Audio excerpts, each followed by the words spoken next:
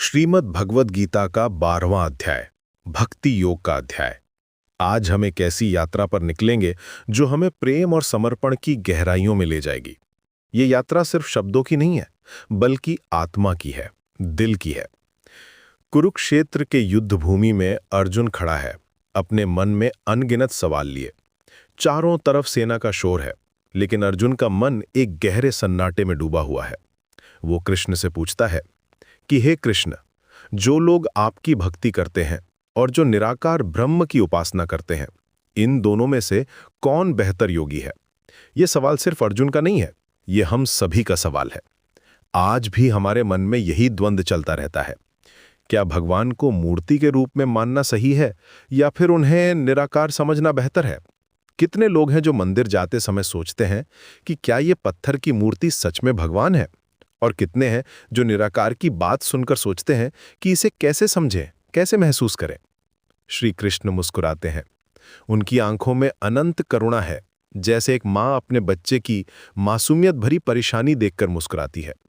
वो कहते हैं, अर्जुन, जो लोग अपना मन मुझ में लगाकर श्रद्धा से भरे हुए निरंतर मेरी उपासना करते हैं, वे मुझे सबसे प्रिय हैं। इन शब्दों में कितनी गर्माहट है, जैसे कोई अपने सबसे करीबी दोस्त से कह रहा हो कि तुम मुझे सबसे प्यारे हो।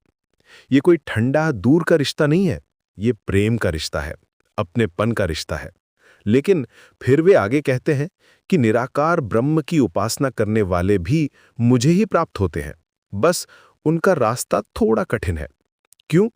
क्योंकि शरीर में रहने वाले जीव के लिए निराकार की उपासना मुश्किल होती है। सोचिए, जब आप किसी से प्रेम करते हैं तो क्या करते हैं? उसका चेहरा याद करते हैं, उसकी आवाज़ सुनना चाहते हैं, उसे छूना चाहते हैं। माँ अपने बच्चे को गोद में लेती है, पति पत्नी एक दूसरे का हाथ पकड़ते हैं। यही तो भक्ति का स्वाभाविक रूप है। भगवान के साकार रूप से जुड़ना हमारे लिए आसान है, क्योंकि हमारा मन रूप, रस, गंध, स्पर्श को समझता है। हमारी इंद्रियां इसी संसार को जानती हैं। श्री कृष्ण अर्जुन को बताते हैं कि भक्ति योग का सबसे सरल तरीका क्या है। उनकी आवाज में एक पिता की तरह धैर्य है, एक गुरु की तरह गहराई है। वे कहते हैं, अपना मन मुझ में लगाओ, मेरे भक्त बनो, मुझे नमस्कार करो, मेरी पूजा करो। इस तरह अपने आत्मा को मुझ में लगाकर तुम निश्चित रूप से मुझे प्राप्त करोगे। लेकिन अगर यह भी मुश्किल लगे तो क्या करें? श्री कृष्ण समझते हैं कि हर इंसान अलग है, हर किसी की परिस्थिति अलग है। वे कहते हैं, अभ्यास योग का सहारा लो, बार बार मेरा स्मरण करो। जैसे कोई बच्चा साइकिल चलाना सीखता है, गिरता है, उठता है, फिर कोशिश करता है। और अगर ये भी ना हो सके तो मेरे लिए कर्म करो, मेरी सेवा में अपने आप को लगा दो।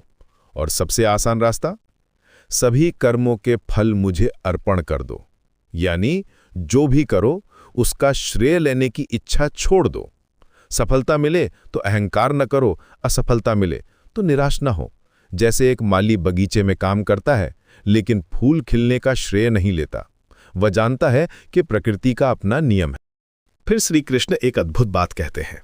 वे बताते हैं कि उनका प्रिय भक्त कैसा होता है। उनकी आवाज में एक अजीब सा प्रेम है, जैसे वे अपने सबसे प्यारे दोस्त के बारे में बात कर रहे हो। वे कहते हैं, जो किसी से द्वेष नहीं करता, सभी प्राणियों का मित्र है, ममता और अहंकार से रहित है, दुख सुख में समान रहता है, क्षमाशील है। ये सुनकर लगता है कि ये तो बहुत मुश्किल है। हमारे मन में तुरंत आता है, अरे यार, ये तो सैंड बनना पड़ेगा। लेकिन श्री कृष्ण की बात में एक गहरी सच्चाई है। जब हम सच्चे मन से भगवान से जुड़ते हैं तो ये सभी गुण अपने आप आने लगते हैं। जैसे सूरज निकलने पर अंधेरा अपने आप चला जाता है। वे आगे कहते हैं, जो संतुष्ट रहता है, योगी है, दृढ़ निश्चय वाला है, मन और बुद्धि को मुझ में अर्पण करता है, वह मेरा भक्त मुझे प्रिय है। यहां श्री कृष्ण एक बहुत खूबसूरत तस्वीर खींचते हैं, एक ऐसे इंसान की जो अपने आप में पूरा है, जिसे किसी चीज की लालसा नहीं है। सबसे खूबसूरत बात यह है कि श्री कृष्ण कहते हैं कि जिससे कोई व्याकुल नहीं होता और जो किसी से व्याकुल नहीं होता, जो हर्ष, अमर्ष, भय और उद्वेग से मुक्त है, वह मुझे प्रिय है।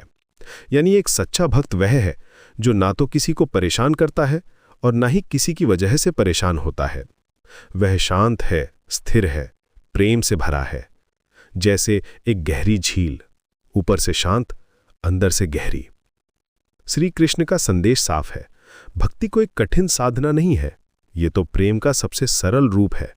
बस जरूरत है सच्चे मन से उनसे जुड़ने की। चाहे आप मंदिर जाएं,